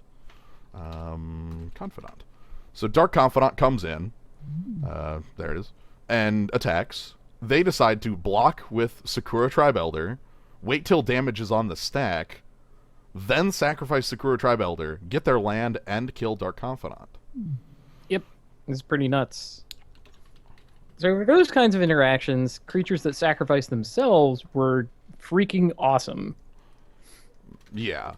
Kind of. Mog Fanatic was a hero. Mog Fanatic was always this heroic, could kill a 2 toughness on the block. Like, so say I attack with Izumaru, Mog Fan could block, assign 1 point of damage, and then assign a 2nd point with, by sacrificing to deal 1 damage. Even things like Shambling Shell could do these nutty tricks like, all right, throw 3 damage in combat at your guy, sack to put a +1/+1 counter on my whatever, and then come back the next turn and do it again, and just gradually make this wall of toughness. Ugh. And like I agree that there's some. Gnome Bitten says, I think damage on the stack being changed was for the good, but there were some sacrifices. None were hit harder than 1 kill suit. Oh yeah, kill-suit. So the change, I agree, is for the better because it made you have a decision point rather than a always the correct decision point. Like, there was never a point where you wouldn't block with Sakura Tribe Elder, stack damage, and sack it. You'd never make the choice one way or the other. Now, Killsuit Cultist. Poor guy. This guy was designed with the rules of stacking combat damage in mind. Correct. So Killsuit Cultist attacks each turn if able. Black. Sacrifice Killsuit Cultist. The next time damage would be dealt to target creature, destroy it instead. So the way this would work with damage on the stack is you'd have to attack. Your opponent would block with a creature. You would place damage on the stack, and with that damage, the 1 point of damage, on the stack, you would sacrifice Killsuit Cultist and target the creature that had that damage about to be applied. And that creature would, the next time they take 1 damage, they die. Now, the way the card works is you attack with Killsuit Cultist, they block with a creature, you either sacrifice Killsuit Cultist before the damage occurs, or or it deals 1 damage and dies, unable to use its ability. So effectively, this card just sort of doesn't function. Yep. He was he was crucified so that combat damage may work in a better way. Yeah. So that was, I mean, like, so you had cards that sort of broke with that, but that isn't uncommon because it changed back in M10. Yeah, that isn't uncommon in Magic for rules changes to break cards. Pull up Gerard caption. That's what I'm trying to find. He's not called Gerard. He's called Master at Arms or something like that. Because Gerard's card is from... Oh, really? Yeah, Master at Arms. Yep. This is Gerard's card you're thinking of. Ew. Yep. Tap target creature blocking Master of Arms. So, Master of Arms, a card created before the 6th edition rules change, is a Grey Ogre that has first strike. And 2, tap target creature blocking Master at Arms. Some of you may be asking, what the hell does that do? And the answer is nothing. It actually does nothing currently. It has no effect other than tapping the creature that's already currently blocking you, which is too late to, like, tap it so it can't block you. Right.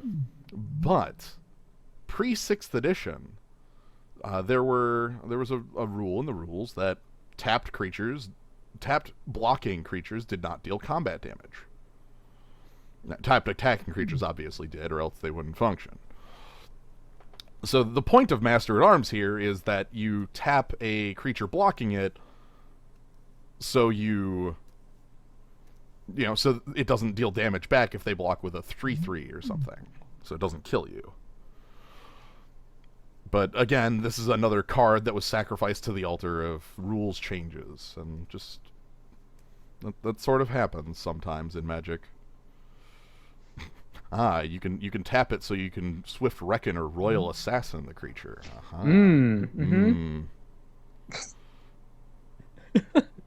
The combo of Master of Arms Royal Assassin. Block me, I dare you. Yeah, block. Oh, darn, you didn't. Well, now you can't attack. Like... Yeah. And, like, sometimes they do errata those cards that get kind of broken in the rules if they're, like, broken to the point where the card literally does not function anymore. But most of the time, they just kind of allow them to fall to the wayside or become more powerful. Okay. Show them Howling Mine. Yes, that's next on the list of those rules changes. I guess I don't own a Howling Mine. Howling Mine is one of about, like half a dozen artifacts that have this. At the beginning of each player's draw step, if Howling Mine is untapped, that player draws an additional card.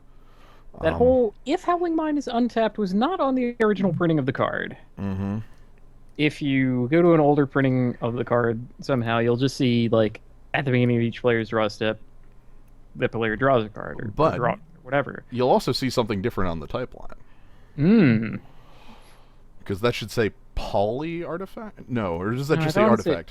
I think it just says artifact, because mono artifacts were the ones that you, like, tapped to do the thing. Yes. Poly artifacts were the ones that had a cost. So, like, and force you could field. pay it any number of times. Yeah. So yeah, that was, like, designed into the rules. Yep. So another card that more recent printing that has this line of text is Trinisphere. Trinisphere got printed with this line of text. Yeah. So this was actually on Trinisphere. Back to that. Yeah. The one continuous artifact. That's continuous. Right. Okay. Now, one artifact that they actually removed, and I can't tell you why. I'm so mad about that. Winter Orb doesn't have it, and I have no idea why it lost it, but Howling Mine didn't. Like, Winter Orb, the whole trick of Winter Orb was that, okay, it used to be built into the rules. Winter Orb and continuous artifacts would turn off if they were tapped. Yeah, so that was kind of the flavor behind it. You could, like, tap them to turn them off. They were like switches. So that was built into rules. It worked for Howling Mine, Winter Orb.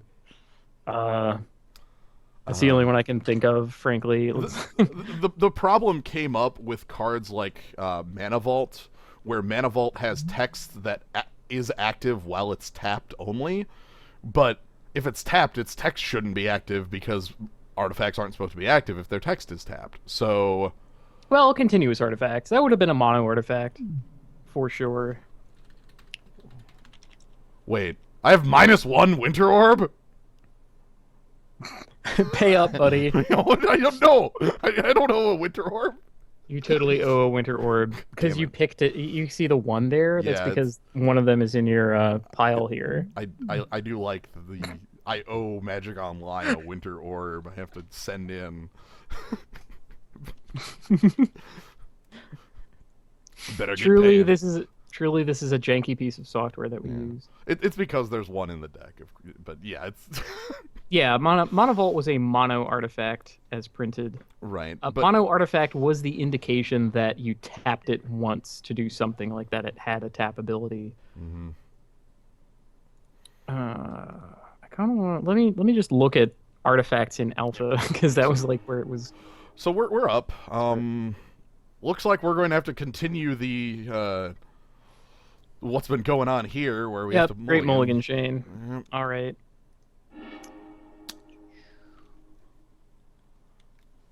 This ain't good, but it ain't the worst. We're on the draw.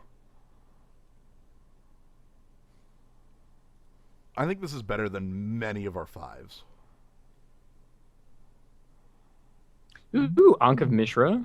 Yeah, I'm gonna keep this. Oh, Ankh of Mishra has it? That's a good continuous. Let's see. Yeah, we have Secure the Wastes when we need it. Copper Tablet, also a continuous artifact. Man, they need to bring Copper Tablet back, actually. With the original illustration, please. Dingus Egg, also a mono artifact. Cyclopean Tomb. What? Cyclopean Tomb is totally a poly artifact. Don't give me that. It has an activated ability right there. That's a poly artifact. Maybe they hadn't invented poly artifact yet. Actually. Oh, okay. So Seagate Oracle out of our opponent. That's fine because we have Kitchen Finks on 3, which just attacks right over it. It's pretty cool. Oh, Glasses of Urza. Man. There's a mono artifact for you. Oh, man. Sitting here thinking when I can get this Ravages of War to work.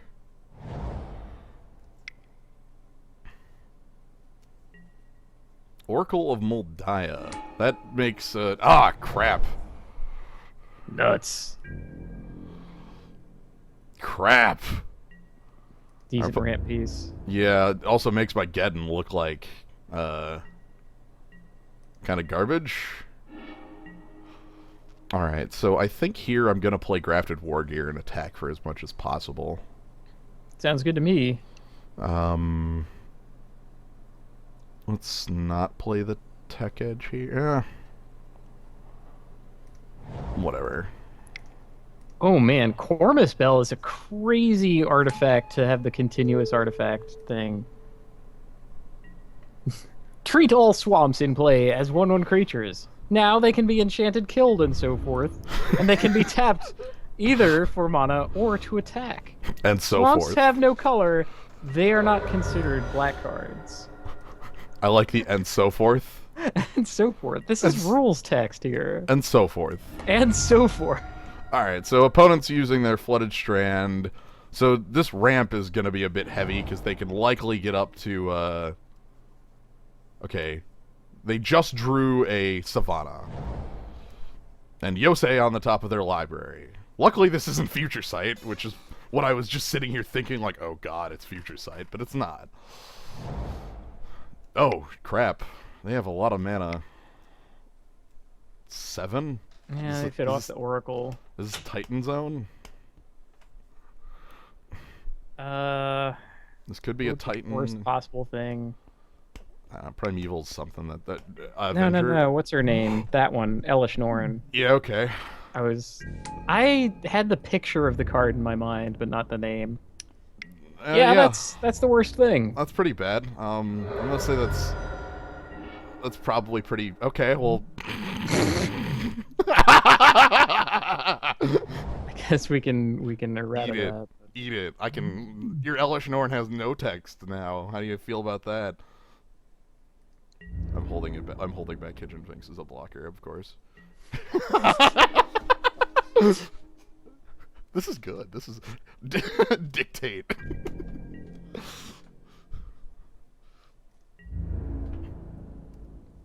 Alright, so what I'm going to do here is I'm going to play Dictate of Heliod. Hopefully it doesn't get countered. My opponent has Yosei +3 in hand.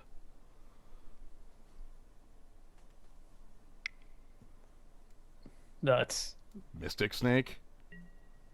No, just Dissipate. Dissipate in hand, dissolve on top. Oh, all right. We are crushed. Yeah, so anyway, Kind of have to hope our opponent self-destructs and we can put pressure on him early. yeah, I'm gonna have to block the. Oh, what I wanted was for that to resolve. Then I could block Oracle, Seagate Oracle for free. You know. Mm-hmm.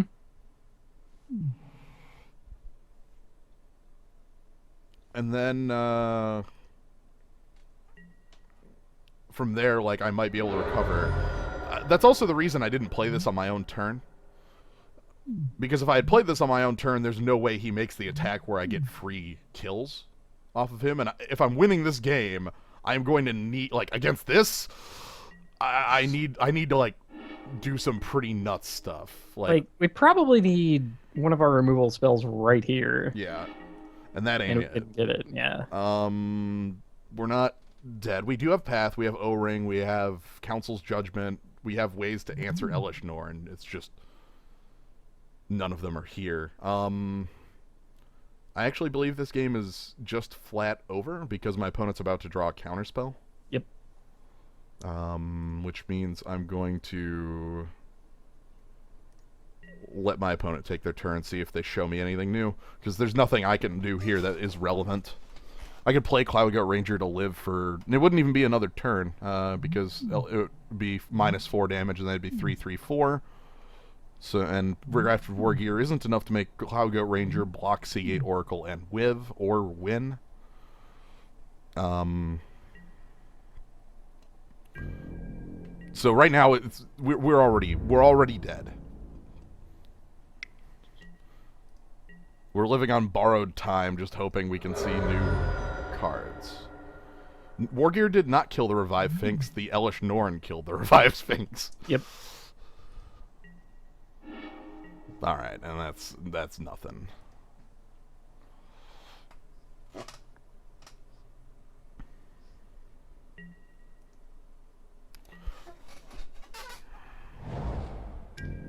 wonder if it would have been better to have Dictate on like our turn.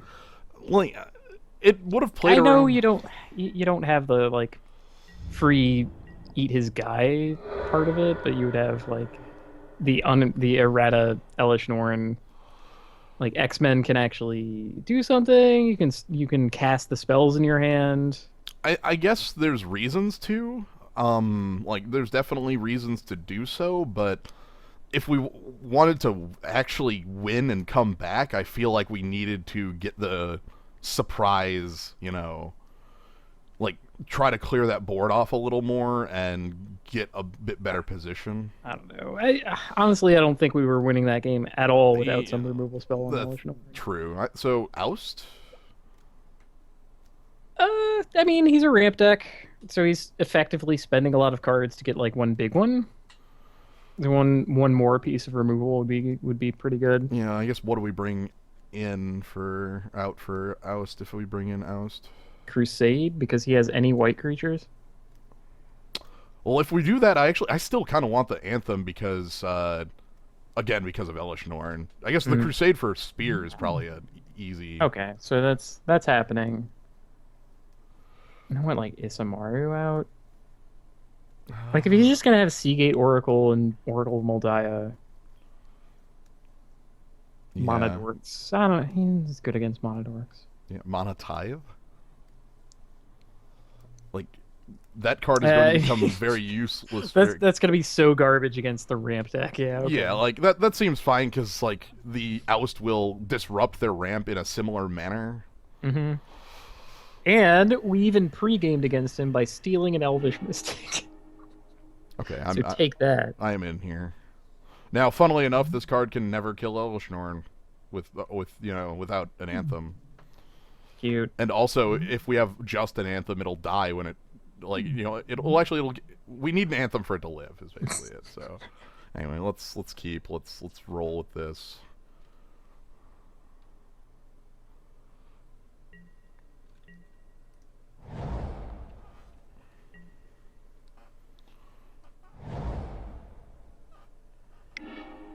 Ancestral Visions in the Exile Zone. Bruce, right. Where's my Eldrazi processor? Yeah, right. Okay. Go Resto. You have a lot of instant speed stuff. Yeah. It's kind of cool. Sphere of the Suns. Gross. The ramp starts early. Man, is this like us fighting ourselves? Are we fighting our persona? Is that what this is? This feels like it. This is absolutely the blue-green ramp deck. Ah.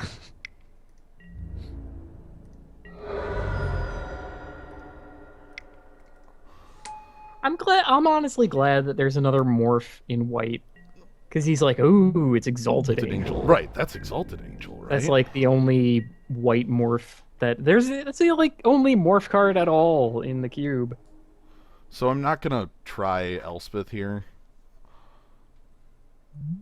Like, come on, 4 mana against cryptic mana. No way. I'll try Resto and Step, but I don't know if we want to. It depends. That would turn up our morph. We can choose not to. It's a May ability. Oh, okay. Vision is here to bury us in cards. Yeah.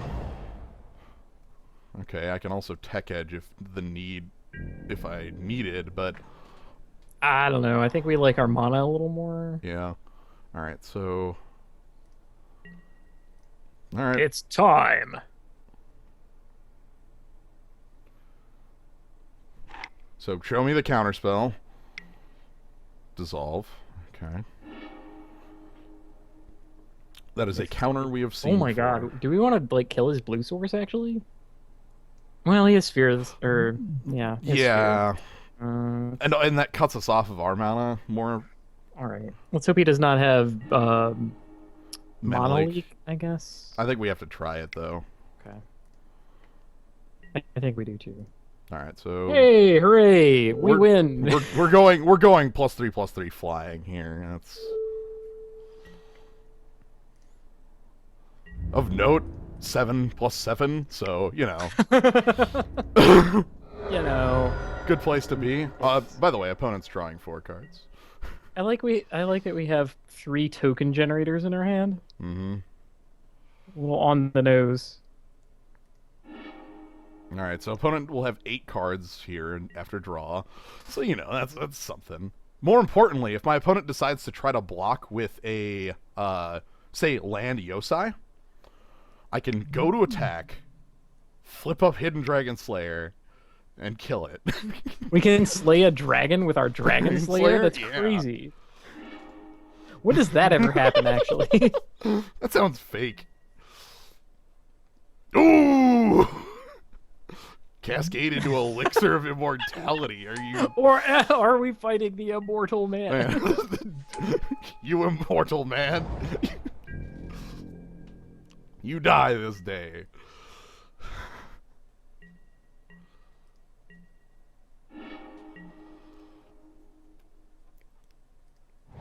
All right, I think I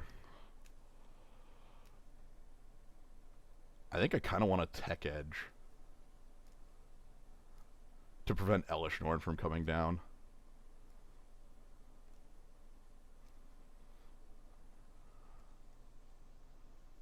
You know. Anyway. Yeah. So let's.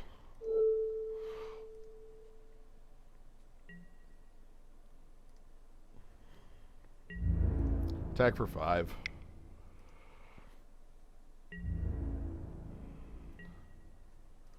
And then kill spell. Okay. Save a kill spell to deal with this guy. I am gonna play Precinct Captain here.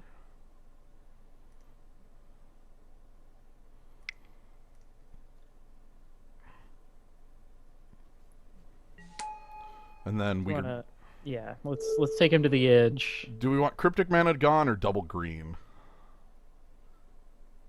What does double green do against us? I want islands gone. Yeah. Like that's just got to be correct. I'm sure whichever one we choose, he'll show us why we should have chose the other. So I don't even know why green is in his deck other than Oracle of Moldiah. And again, you know, with him sitting on Sphere of the Suns, we can't really cut him off of anything. Right. Anyway, so he's going to go ahead and... Gonna take a drink. Yep. Sip.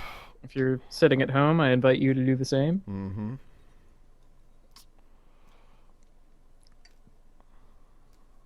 And then if he doesn't do anything here, he dies. You know, so that's good. We get to kill our opponent if our opponent can't. Found do another anything. island. Okay. Again, we're shown why we were incorrect, right? That's. Huh. The nothing. What do we think about the nothing?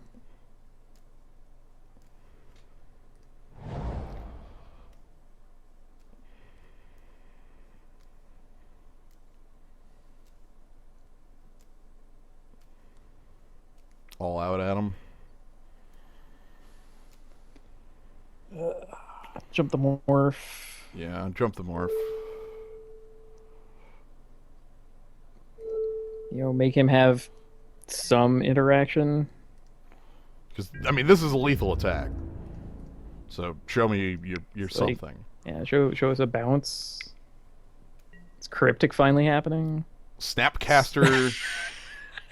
Snapcaster as a chump blocker. Now, sweet. Oh man, watch this. Check this out.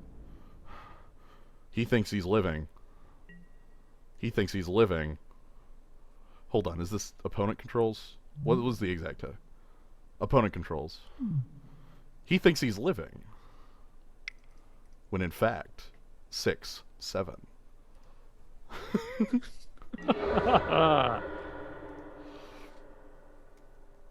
I had secret extra power. Yeah. Thank God, because next turn he could have just slammed 7th land, Elishnorn, we lose. Yeah. Doesn't matter if your guys are indestructible if they have 0 toughness.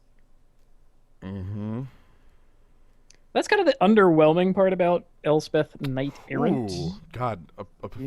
Hazard asks, can this buff opponent's creatures for the Dragon Slayer? It indeed can. Ooh. Exciting. No. I don't think that was correct in this circumstance, but no. Even still. Possible. Right, the opponent was the dragon. Now I'm sitting here. Form of the dragon. Now I'm sitting here thinking, is there anything like I sort of want to like swap Monastery Mentor out, like something in like again. I'm still scared to death of that Elishnorn, and I don't know. Honestly, I don't know what we can do about that, right? Like I guess Precursor Golem plus tokens live through it. Right. Frankly, yeah, I don't see much helping us survive. We have all our like go tall stuff with Dictate, Grafted Wargear, Elspeth. Is Leonin Relic Warder worth it now with that? Just eat the Sphere of the Suns. Eat the Sphere. Is a 2/2. Okay. What does he compare favorably against? Oh hell! Even the Shardless Agent was an artifact. Okay, I'm. All right, that's true. So Relic Warder in. What, Ravages of War out? Gideon is a game sealer. Like, that's if we have the... I fear that it's never going to come up against the deck that has Oracle of Multi and Sphere of the Suns and probably other mono dorks. You might be right there. That's... Yeah, I'm again, it you know what, sure, okay. If we can catch Elixir of Immortality. Right, I'm sure he's going to cast that without being able to activate it immediately. I think this could be... Ooh, okay. Can Thalia carry us on her own? I hope so. It's time to find out. Basically, we get to find out.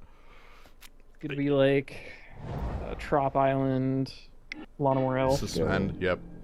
Okay. Oh, okay. Well, they'll have to pay 1 for that. Sweet. Maybe he'll forget and like tap things during his upkeep for some reason. I don't know. Sounds kind of sketchy. She's no Teferi is what I'm saying. That's officially too many lands. No, we're good because now we can dictate with Thalia still on the board. Any other lands than this is officially too many lands. Okay. All right. Oh, please try to cascade. Oh, no. Okay, fine. Wait, they have a morph. Crud.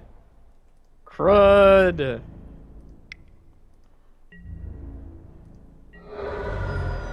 Is it Exalted Angel? The Exalted Angel is still around. Yeah. Yeah.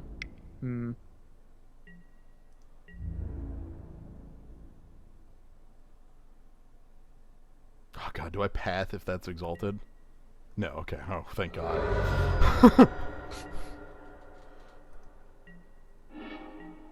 Alright, we can't Elspeth yet.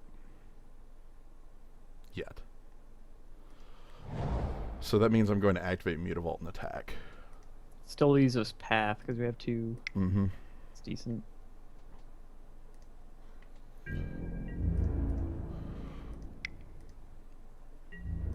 Let's see. What about Copy Man? What other morphs could that be? I still think it's Exalted. Like I think it's Exalted Angel. I'm looking for other. Oh, Stratus Dancer. Huh. No, it was Exalted. Oh, okay. I guess it's not Stratus Dancer then. Now, again, the question comes up: do I want to path that?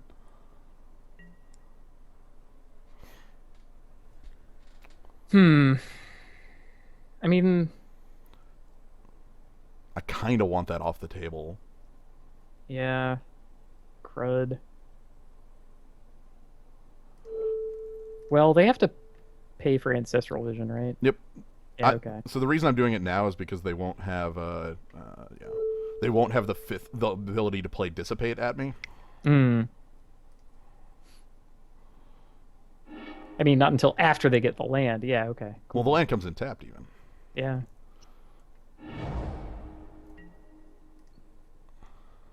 Okay. Technically, the fact that I did that before the Ancestral Vision was resolved means that he had a slightly better card quality draw there. So,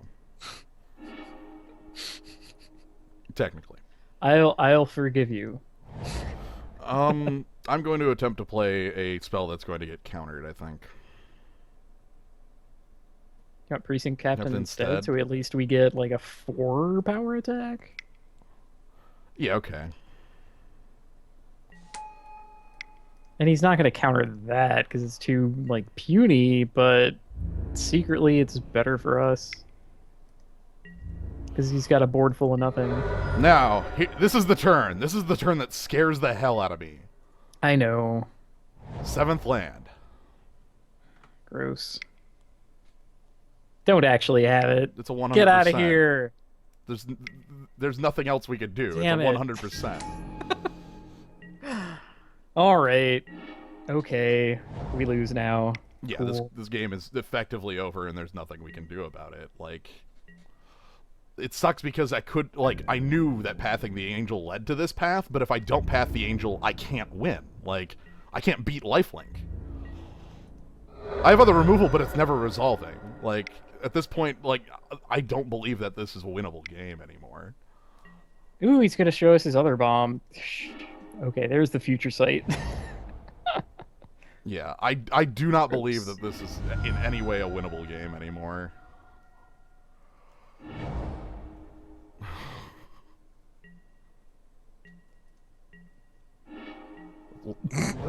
A little bit more like so we on that had too. already like drawn too many lands.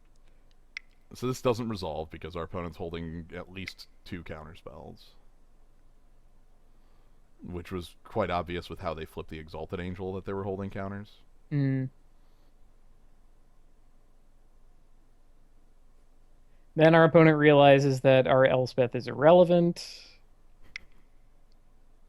This is, yeah, dissolve. Okay, fine. They just wanted the scry, I guess. Well, even better. Now our opponent has dissolve in the yard with Snapcaster on top. Like I said, this game is unwinnable from this position.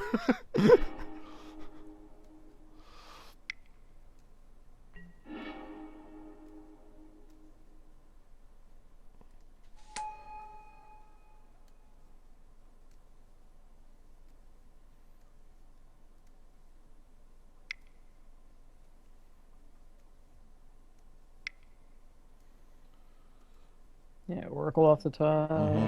Which allows... Oh, Ponder off the top. Jeez. God, we are getting so destroyed, this owns. You know, our opponent's tapped a bit low. There are cards we could draw that are relevant now.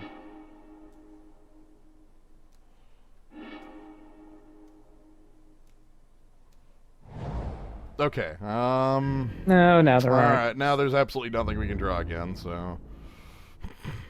Not only does he have a counterspell for us, but,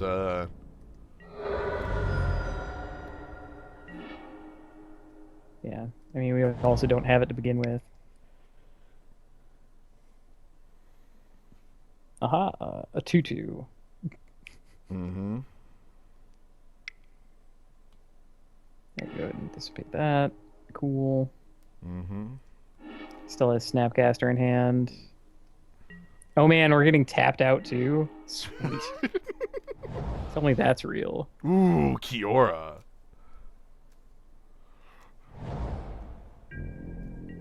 Alright, our opponent's just going for the throat now. Still no blocks.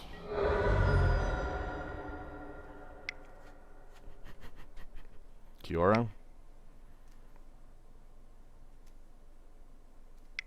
Tap your white. Alright. So, Kiora, you should cast that one right there. That sounds good. I like that one. Ah! Our opponent even knew not to make the mistake.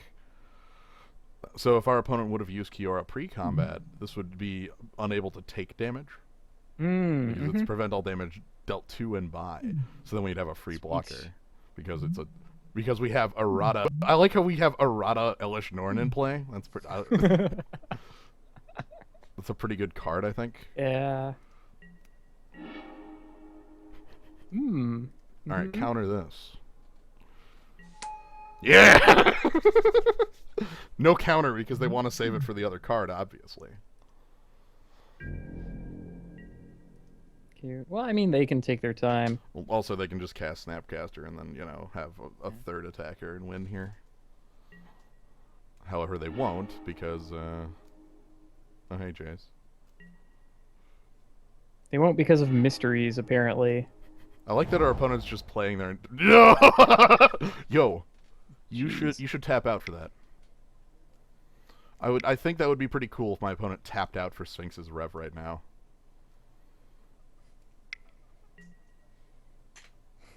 What, so we, like, mill them? They would lose if they did that. They would actually go to 0 cards and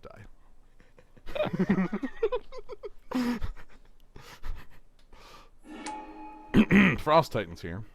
I have a feeling they're not going to make that particular line. Me either. He doesn't kill himself if he taps out. He goes to 0 cards in deck, but then he can't win in combat on the turn. I guess he has Elixir so that he Yeah, you're right. He doesn't lose. He goes to 0 cards and then uses elixir at upkeep. But I still want it. Okay. Anyway, as yeah, the mind slaver on our opponent is not as real as we want. So right. that's not happening. All right. So then we activate the Mutavault. And we go ahead and concede the game. All right. That is like the card that we are like just absolutely elementally weak to, sadly. Yeah, and we like added answers to it, I know. and any interaction that we could have, we put in. Right. The only possible thing we could have had left would be Mana Tithe, but I still don't believe that's correct. I realize in the circumstance that occurred it would have been, but like overall I still don't. Honestly, against any opponent, we probably need to draw more spells and fewer lands than we did. Oh yeah, I mean the fact that sure, like this looks like a total crushing, like so they're so far ahead of us, but really against any given opponent, even like one who's doing like more mid-rangey ordinary stuff, we probably would have lost with this. Honestly, the card we had was Elspeth, right? Like if this has to be like that needs to resolve there. Anyway. Instant pay 2 white concede the game. The juggler. I didn't even realize. Yeah, we were fighting the juggler 2 James. I mean, we were taking too many knives. Every time he plays a creature. Every time. Anyway, let's go here.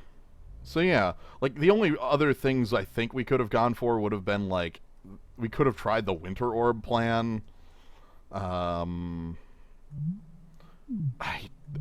not a huge believer in the Winter Orb plan, but it's there. That's about it. Like the biggest issue is Elish Norn. It's Elish Norn. So anyway, you still around for another cube? Yeah, I'm down. Give me like some minutes. All right, let's go ahead and take a little break. We'll take a break for some minutes, and then we'll come back and do another cube. So stream's gonna come down for a little bit, but we'll be back. So stick around.